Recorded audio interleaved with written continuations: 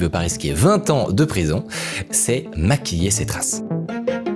Or, il se trouve que c'est pas si simple, parce que la stratégie de Westbrook ne brille pas par sa discrétion.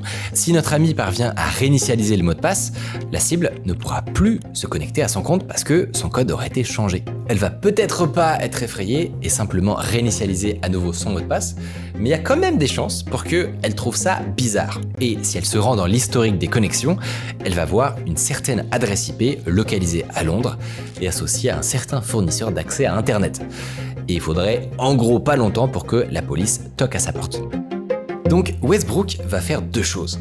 Déjà, il décide de souscrire à un VPN, un outil qui va lui permettre d'utiliser une autre adresse IP que la sienne. Ce VPN, il ne le choisit pas au hasard. Il essaye de sélectionner une société installée dans un pays favorable à la confidentialité.